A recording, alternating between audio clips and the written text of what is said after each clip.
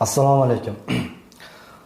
Toshloq tuman iste'molchilar huquqlarini himoya qilish jamiyati tomonidan o'tgan 2025-yilda iste'molchilarning huquqiy bilim va iste'mol madaniyatini oshirish, ularning murojaatlari bilan ishlash va samarali hal qilish, iste'molchilar huquqlarini himoya qilish to'g'risidagi qonunchilik ijrosi ustidan jamoatchilik nazorati olib borish yo'nalishlarida bir qator ishlar amalga oshirildi. Jumladan aholi vakillarining huquqiy bilim va iste'mol madaniyatini oshirish maqsadida iste'molchilar huquqlarini himoya qilish to'g'risidagi qonun mazmun mohiyatini, shuningdek sohaga oid qonunchilik asoslari keng targ'ib qilish maqsadida hududdagi korxona, tashkilot, idora va muassasalarda 47 ta o'quv seminarlari va davra suhbatlari shaklida tadbirlar tashkilladik va o'tkazdik.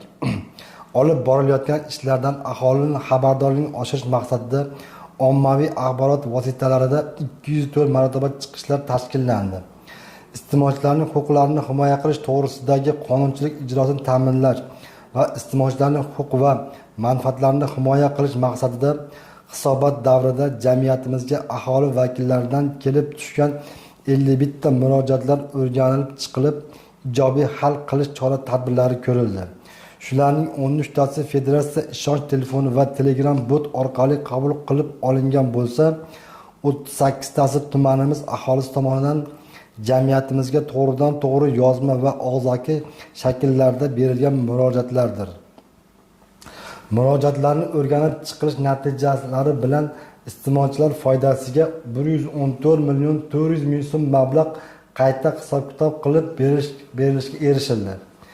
Kelib tushgan murojaatlarning tarkibiga qaralsa, ularning 8 tasi yozma, 43 tasi og'zaki shaklda kelib tushgan bo'lib, sohalar kesimida ko'rilganda eng ko'pi, ya'ni 43.1% savdo masalalarida yuzaga kelgan muammolar, 23.5% kommunal idoralar, elektr, gaz va suv ta'minoti tashkilotlari xizmatlari yuzasidan, yana 23.5% servis xizmatlari ko'rsatish sohasiga yuzaga kelgan muammolar o'z ichiga olgan.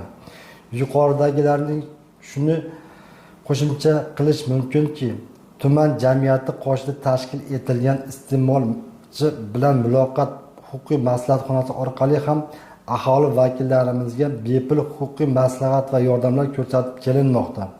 Jumladan o'tgan yilda ushbu maslahatxona orqali 34 nafar fuqarolarga savdo, elektr, gaz, suv ta'minoti, kommunal xo'jalik, servis xizmatlar, transport va boshqa sohalar yuzasidan huquqiy maslahat va amaliy yordamlar ko'rsatildi. Shuning bilan birgalikda tuman jamiyati tomonidan federatsiya hamda hududiy birlashma topshiriqlari asosida ichki bozorda sotilayotgan iste'mol tovari, ish xizmatlari sifati va xavfsizligini amaldagi qonunchilik talablariga mos kelish yuzasidan 14 ta jamoatchilik nazorat tartibida kuzatuv o'rganuvlar ham o'tkazilib, o'rganish yakunlari bo'yicha yuqori turuvchi idoralarga tegishli ma'lumotlar kiritildi. Tuman jamiyati mutaxassislari tomonidan hudud aholisining iste'molchilik sohasida oid bilimlari va iste'mol madaniyatini oshirish, ularning huquq manfaatlarini himoya qilish, qonunchilik ijrosi ustidan jamoatchilik nazorat tadbirlari olib borish ishlari tizimli asosda davom ettirilmoqda. E'tiborlaringiz uchun rahmat.